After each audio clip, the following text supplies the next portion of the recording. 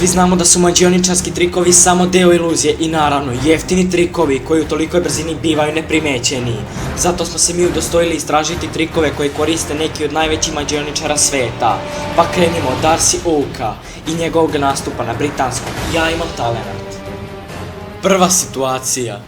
Mađioničar pravo nijotkuda stvara goluba, ali da li ga je stvarno stvorio ili je to samo deo trika?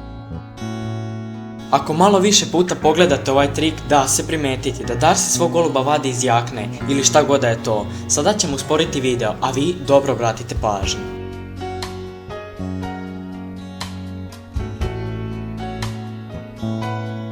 Druga situacija.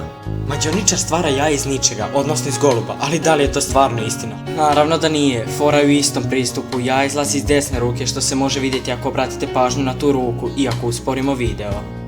Treća situacija. Za polufinale odlučio skinuti jaknu jer mu za ovaj trik to nije potrebno. Na izgled još jedna odlična magija, u stvari samo još jedan trik. I da, ovo su stepenice kojima će jednostavno pobeći sa stolice kako bi ostala prazna i kako bi oduševio publiku.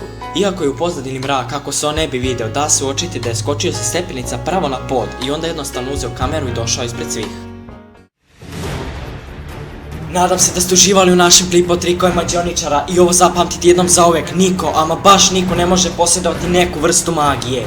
Sve je to stvar iluzije ili nekog fantastičnog trika, a vi znate šta treba raditi do sljedećeg viđenja. Pa naravno, uživajte!